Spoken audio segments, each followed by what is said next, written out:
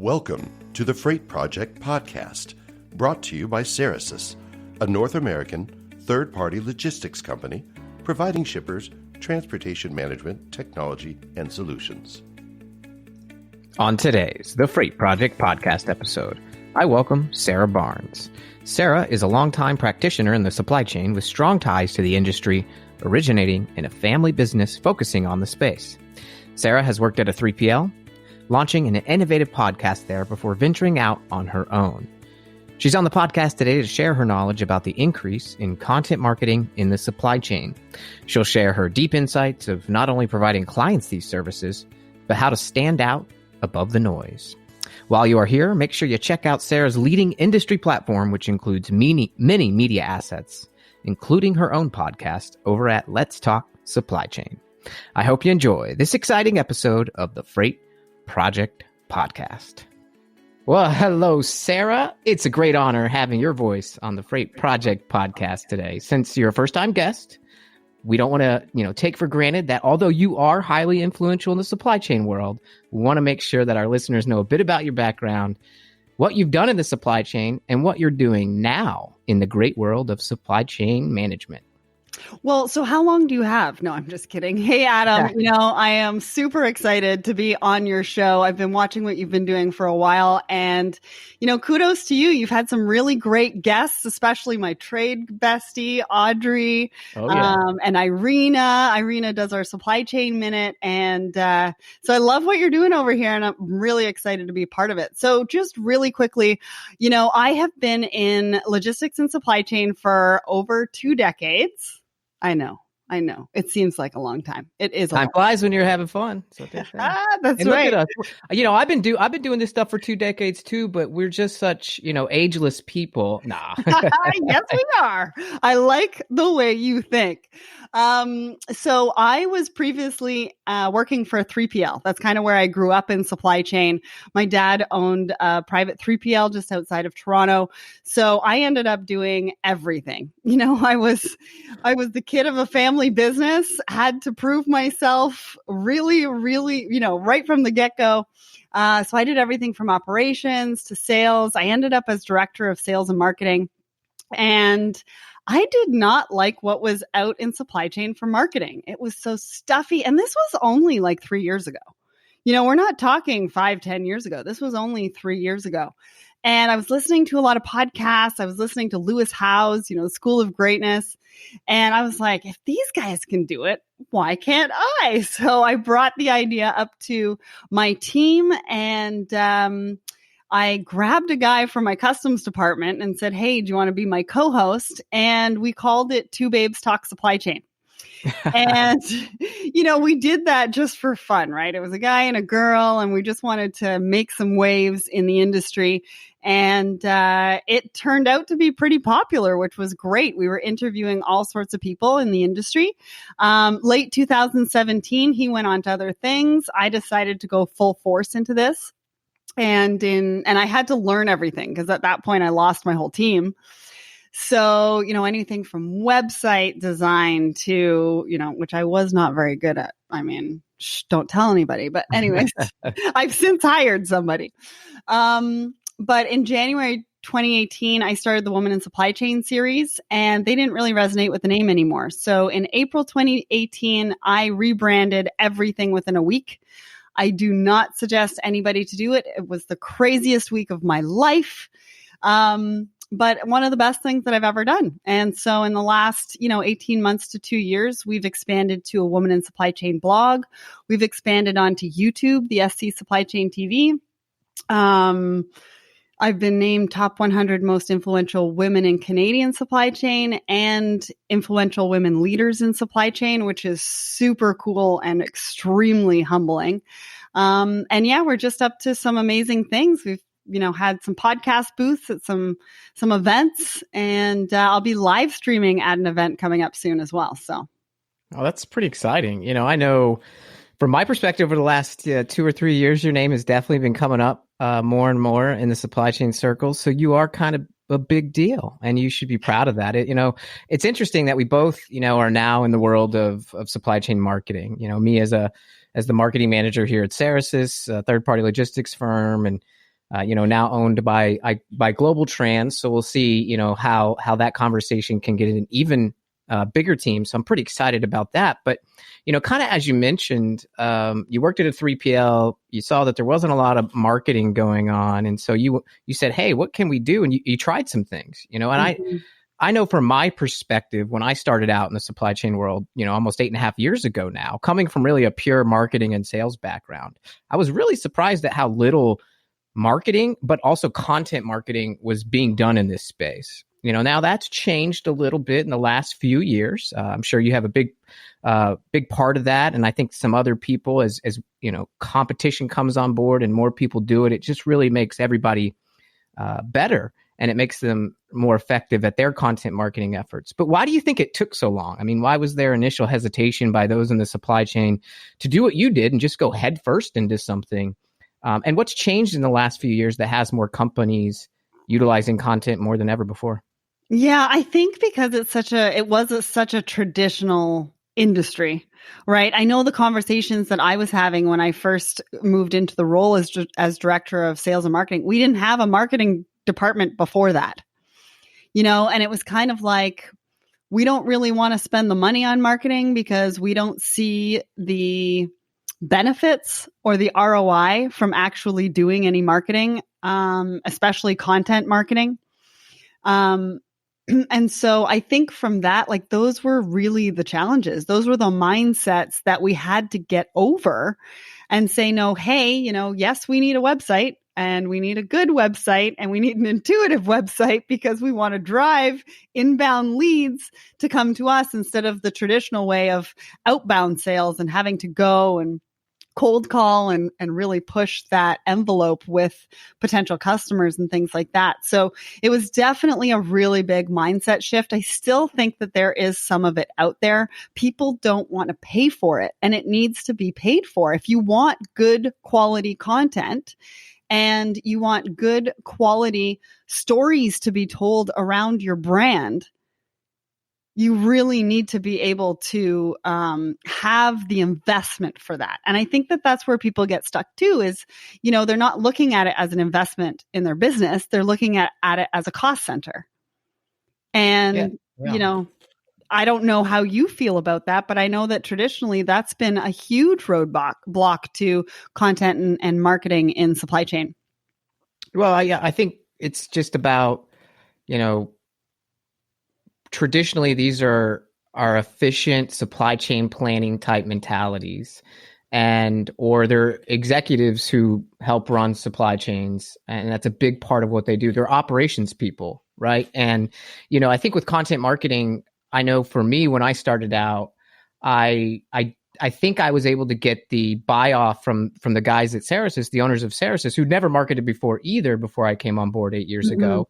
Because I kind of came in with a long-term plan and I set the right expectations and said, hey, look, this isn't a ad buy on a publication or even in Google AdWords. And this isn't just people tweeting about what they're eating for lunch or Instagramming it or whatever people do.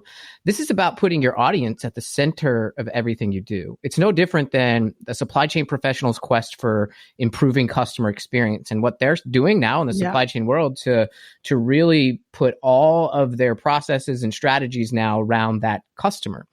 All we're simply doing, Mr. Supply Chain or Mrs. Supply Chain, is we're doing the same thing in marketing, is that we want to be the greatest complement and augment everything you're doing in your job with everything that we're doing in our job. And our audience is either X, Y, and Z. And you have to determine that at any company when you're developing a content marketing plan.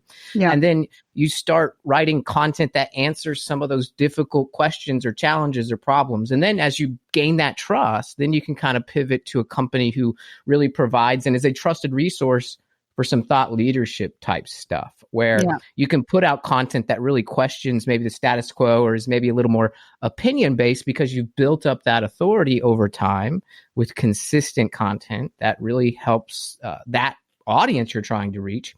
And they're going to say, oh, that's something to consider. And a lot of times what I'm out there saying to people and executives, and they say, well, how did you get that success at Ceresys? How did you get to a place where you had some benefits? And I want to ask you a little more about that from your perspective in a minute. But I said, we came in with a plan. We put the audience at the center. I had really good buy-in.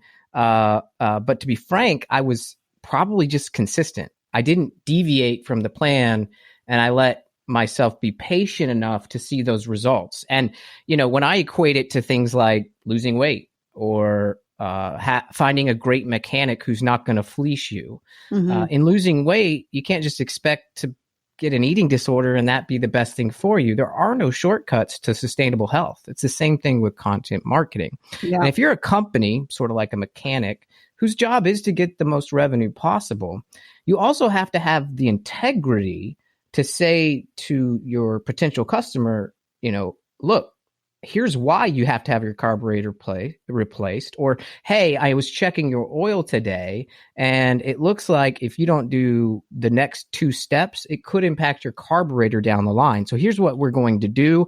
And let me be transparent with that information. You're going to inherently trust that mechanic over the guy or gal who just says, look, I need to replace your carburetor. You owe me $3,000. Right. And they're just in sticker shock. And that's no place where you want to be. Now, before we get too deep into delving into the rise of content marketing in the supply chain, I want to make sure that people understand what is content marketing today, right? And so if you can briefly kind of talk about how would you, in front of a supply chain executive or a CEO at a company, at a B2B company, what does content marketing mean? And if they were to say, I have no idea, is that blogs? Is that what is it today, Sarah? Well, I think that today, I think it encompasses everything from video to audio to the written word to social media posts, right? Because you have to be intentional with the messaging behind every single one of those. Video from Instagram stories to vlogs to video series that are telling a story about a supply chain topic, breaking it down into bite-sized pieces so that people can resonate with it, right? That's just on the video side. And there's so much more opportunity on video. Audio, you've got audio books, you've got podcasts, there's a lot of different things that you can do with audio these days that you weren't able to do before. That also needs to be done with the right messaging. And then you've got the written word. Well, now that's even expanded, right? It's expanded into your posts and images. Even the images that you use. So I think content marketing really encompasses all of those things. And you have to make sure that your brand story, your brand messaging is encompassing all of those different pieces of media and is consistent and is telling the story and bringing the messaging to light that's not only about the brand, but like you said, concentrated on the customer and what they need and to bring business value to them. Well, that's a lot of assets to produce. Yeah, it definitely is. I don't know if folks heard me earlier. We also talked about consistency and being to out execute. But start small. I like that. You don't have to start eat the with elephant one bite at a time. And who the hell eats elephants, people? What are these phrases that we put out there? But, you can't get overwhelmed by the enormity of the project. No. Right? Because then you can convince yourself, let's not do it. It's just a lot. That's a lot. Are we sure that's going to work? How about we just not? And that's not where you want to be either. So, when people do start small, and they start to put stuff out there, what are some of the things that they should look for in the way of, okay, this is working? There's obviously unrealistic expectations. I don't think you're going to say we're going to sign an $8 million customer when we put out our first little blog post or you're not post. Not for me. And if you figure that out, we should definitely do that. No, I have not. I definitely have not. But it comes back to what you said about patience. And I think that in a lot of the 3PLs, especially with the traditional mindset, they don't have the patience. If they're going to invest the money into the marketing side of the business, they want to see results right away. And that's just not how it works. And so I know when you asked me about, content marketing and that I mentioned all of those pieces, that's a longer play. Like you said, that's a longer strategy to take a look at, where you want to go with it. and not just start with something without a long-term plan, but you can start small with that long-term plan and know where you're going to go, but also have the flexibility to pivot. Because in marketing, like we talked about before you hit the record button, it's all about trying things. And some things work, some things don't. And you need to figure that out along the way. It's just got to be trial and error. Yeah, I don't want people to go out there and try and find that first episode of Talking Freight. Oh, I don't want anybody to look. Please don't do that. Supply chain. Right, but the reason is it's probably not high quality. It's just not it's not the full concept. It's not the full vision yet. And the reason is because you have to kind of put yourself out there and see what works, and you have to do it maybe without spending too much money, and then know that that's the reason. And if you get a little bit of traction and people like it, start adding those elements on it, and you're going to build that good foundation. But I think at the end of the day, when it comes to content marketing, what are some benefits that companies realize once they've kind of been doing it for 3 to 6 months after that first initial phase of trying things out, maybe getting some reactions from what they're doing? Well, and I'm going to throw something in there because before I go into that, because I think progress, not perfection. I think that is really, really, really huge. You need to try something out. Don't be afraid to try it, and don't be afraid to fail at it. It's not really failure. It's just learning experiences. And so I think that's super important to throw in there, because people get caught up with it needs to be perfect. It doesn't need to be perfect. Nobody's going to remember what I said fourth line in of the episode that I did last week. Some might, but then those people are a little interesting, and we have to maybe watch that. Keep in mind those who are paying attention to every word, because they may be not the right people you want to attract. So I think for that, going back to your question, for the first 3 to 6 months, it's all about creating value. It's got to be about creating value. You are not asking for sales. You are not asking people to look at your platform or sign up for your platform or anything like that. You need to prove to your customer, to your audience, to your potential customer, that you are there for business value first. And I think it takes some time to do that. You'll see an increase in followers. You'll see an increase in engagement. You'll be able to see that the content that you're putting out there, depending on the topic, is what people really want to read, see, comment on. And I think that that's really important to that longer term play, because then you can, like you said, take that topic and expand on it, because you know that that's what people are interested in listening to or reading. Use your audience as a testing ground for future content development. And I was going to say, get your salespeople. If they're out on the road and they're going to see your customers, ask them while they're in front of the customer to say, hey, what are some of the things that you're reading? What are some of the topics that are interesting to you?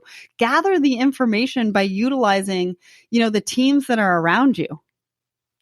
Yeah, they're the subject matter experts. Let them help you tell their story. And like a mechanic is so good who tells you kind of the steps to the carburetor fail versus just taking your money once it fails. They're subject matter experts, and they have a heck of a lot of information to give that's free. And that may just be open-handed and not saying, I want to take your money today, but I guarantee that I'm going to be that mechanic's best customer for years to come. And creating brand affinity like that, or just really choosing to do people or business with people we like, because at the end of the day, we're going to be all, chocked full of technology. We're going to have so many providers on that front, but at the end of the day, we're all going to buy from people. And when you can show that you're open-handed and honest and trustworthy over a long period of time by giving away this content, not beating your chest of we're the best 3PL or whatever it is, but speaking to the myriad of problems that occur within the process of a supply chain and bringing the community along with you. And that's how you win, and that's the idea of great content, is that it's so open-ended. And so can you talk a little bit about the value of distribution of content beyond just the creation of it? Because you've said a lot about, how start small, don't worry about being perfect, just start getting it out there, have a long-term vision, but don't be hamstrung by, minor imperfections, just put it out there. but how important is the distribution of this content, right? Because there's one thing of creating a tree, but if that tree falls in a forest and no one's there to hear it, was it ever a tree to begin with? And I think that's true about content marketing. So how can you increase engagement? How can you get more distribution of this content? What's some best practices around that? Well, I obviously, and I'm not saying anything here that people don't already know, but I think social media is huge. LinkedIn has been really, really a blessing for me. Like, it's just been an amazing platform for distribution. I think that the people that are on LinkedIn are looking for a community. They're looking to network. And so for distribution, for B2B businesses, like, you have to put a lot of focus into LinkedIn. I think that if you're not, I think that you're really missing out on something. Because like I said, people want to network. They want to be able to engage with your posts, and they want to be able to start a conversation. So I don't know if you know this, but I have a question of the week. And, cool. I think it was last week I asked, what's your favorite thing to do in supply chain? Well, I got over 120 comments. Wow. It wasn't about the likes. It wasn't about the thought emoji, the likes, the loves of the post. It was about the conversations that we had and the conversations that were started. And, the fact that everybody was reaching out to say, hey, I love sourcing. Hey, I love procurement. This is why I love problem solving. I'm, a materials manager that really enjoys what I do every single day. And here's why. Those are the conversations that I think people are looking for. So as far as when you're looking at distributing content, especially from a B2B, I'm going to say LinkedIn is absolutely huge. Twitter would be the sort of the secondary for me. I think that it's not about the content. It's more about the smaller snippets of information. It is about conversation, though. Yeah. So if you're going to utilize Twitter, you need to have the time on there to be able to have those conversations back and forth. And I think you'll find not cliques, but like packs of people that are really supporting each other and are including them in their Twitter posts and, really engaging with them and asking for their feedback. And people are really liking that.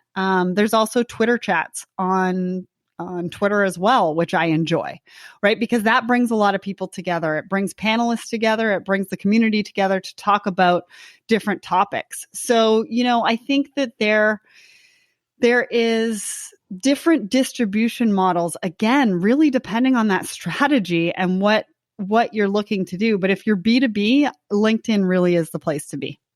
Yeah, absolutely. And, I've definitely have maximized LinkedIn over the last 10 years of myself being on the platform.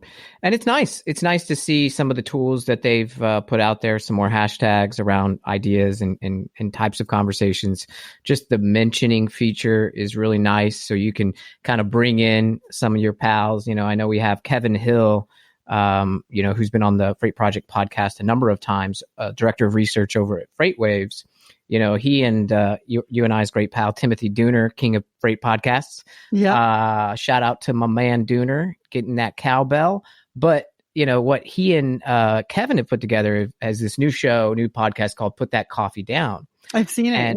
Yeah. And I've listened to it, actually. Very good. Yeah. And it's a new sales podcast. But what I loved that Kevin did is that he took the podcast episode, instead of just pushing it out there, what he did is he actually started tagging a few key people in his network that he knew who were in sales or marketing and asked them a question, asked them to weigh in. And like your thread of 120 comments on your question of the week, it turned into, 80 to 100 comments himself around that podcast. I guarantee it started out really well, that first few podcast episodes, and his numbers were better because he created engagement around what that podcast was all about. And we just did that. Audrey, your friend, trade bestie, on Twitter, just before we recorded this podcast, Sarah, she did a nice thread on supply chain visibility. And so I tagged in some of my buddies there on Twitter, and there's a whole conversation thread going as my phone just buzzes while we're recording.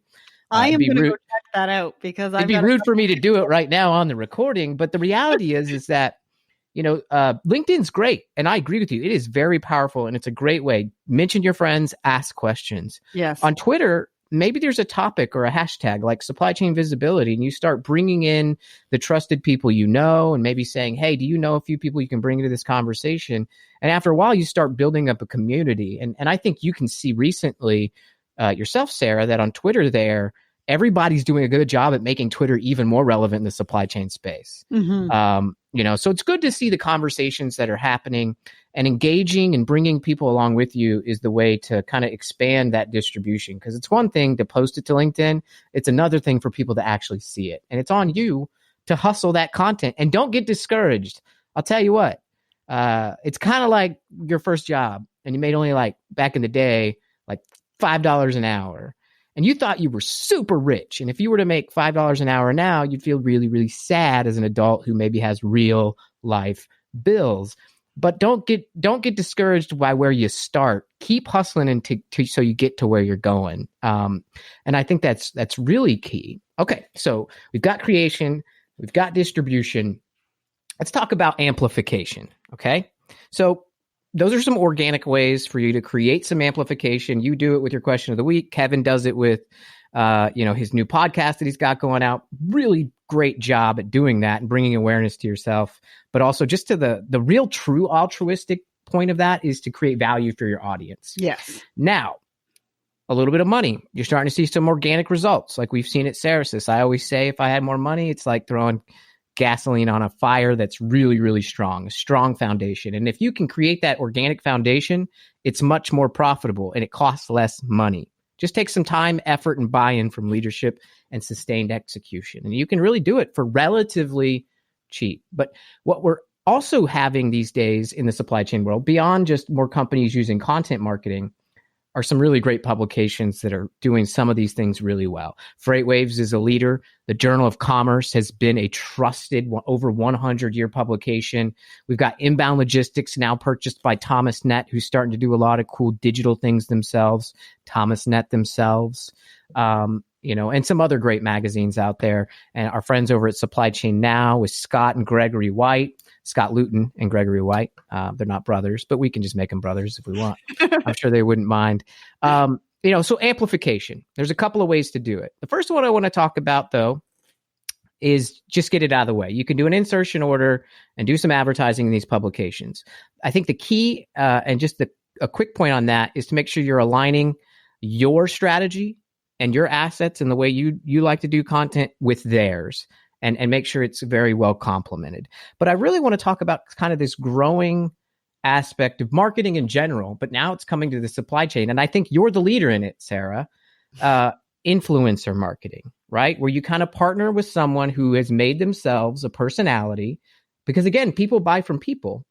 Mm-hmm. And you're really helping companies amplify their voice based on you as an individual. And what you've done with your media empire, as we call it. Can you explain to the audience here listening, what is an influencer and why the heck would somebody work with an influencer to amplify their own content efforts? Well, thank you for that. I think that, I kind of fell into it really, just like everybody else fell into supply chain. Because we didn't really have influencer marketing even just a couple of years ago. I think, influencers are really putting themselves out there as far as, a personality, and really putting out there what they are passionate about, what they are really excited about, right? Because I don't think you can fake it. I think that you need to be authentically driven, passionate, and just genuinely excited about what you are an influencer in. And I can tell you, being in this business for so long and having a family business in it, supply chain is in my blood. And I get so excited about supply chain, logistics, conversations, meeting other people, and I think that is a really big part of it. And so they grow their communities around that. And the way that I've really been able to do that is to grow the community not only around my voice, but to give voice to other supply chain professionals in the industry. And that really, I think, has been the key to my success, I guess, through the Woman in Supply Chain series. It's not about me as a woman in supply chain. It's just about giving the platform to women in supply chain, help them find their voice, let them tell their story, have other women, have other industry professionals learn from them. Right? It's the same with my YouTube channel. Irina's got the Supply Chain Minute. She really wanted to get involved and do something in media. Okay, what do you want to do? I've got this platform. Let's do it. And let's figure it out along the way, and with the podcast, it's not about me. It's about my guests. It's about the supply chain professionals that listen on a weekly basis and want to find out, who is in the industry. What are some of the hot topics? Who am I not seeing in the industry? What kind of companies are in the industry that maybe I'm not being able to see because they're not in my immediate network? And, I think, long-winded answer, but that's the way I see. And people might think about it differently than I do, but that's the way I see influencer marketing. And that's how I've built mine. Connect people, lead with value, and remember, we're all out here just trying to do our best job as human beings. And when we bring people to the center of that, as the supply chain gets more technology focused, what it will do is it will actually take out, as one of my other guests, Matt Motzik, said, it'll take out the waste that decreases the ability for human talent to shine through. And when we can get to that area where people are the focus, and as a supply chain professional, what you're going to do when you listen to these podcasts and you listen to this content is that, and you see the people who are creating it behind it, is that you yourself become a better professional. And you aren't alone in your job, that there are others going through the struggle with you, and that the more you talk about it and collaborate about it, the better you are going to do your job. And I guess us marketers are going to achieve our goals because we're going to help you in that pursuit. It is altruistic. I mean, it isn't from a place of, as you said, this is me and what I put out. I've learned more about the supply chain in the last 2 years of having this podcast and simply having guests share their expertise with the audience than I ever had in the previous 5.5 years. And so, today, Sarah, you've really illuminated the power of content, not only to help companies get more brand awareness or get more leads or reach their own goals, and how they can have patience and set the right expectations to see that long-term vision out and then, experiment and put themselves out there, but also just the power of bringing a community together, that we're always going to do more when we work together and we treat each other with respect and love. And love, as Ringo Starr says, is all we need. And, I want to thank you, Sarah, for coming on to the podcast today and sharing your insights. Where can the great listeners of the Freight Project podcast find out more about you and kind of the content you're putting out today? Yeah. So thank you so much for having me. And you nailed it on the head. I say on my show all the time, collaboration is the future of business. And I really, stand behind that statement. So thanks for having me on and allowing me to share some of my insights. But where people can find me is letstalksupplychain.com. That's where you'll find the podcast, the blog, the YouTube channel, any events that I'm going to be at. And Let's Talk Supply Chain on LinkedIn, Sarah Barnes Humphrey on LinkedIn as well. Twitter is Let's Talk S Chain, and Instagram is Let's Talk Supply Chain. Absolutely. Well, come and join the conversation, as they say. And on this published page, if you go to sarasys.com and you go to the blogs and resources and choose podcast, you'll find this podcast, and we'll put all of that information on that published page. If you happen to be listening to this off of sarasys.com, which is a thing, we're on iTunes, Spotify, all that good stuff. So all those listeners who do find us, no matter which way, we want to thank you for tuning in each week, and we'll see you on the next one.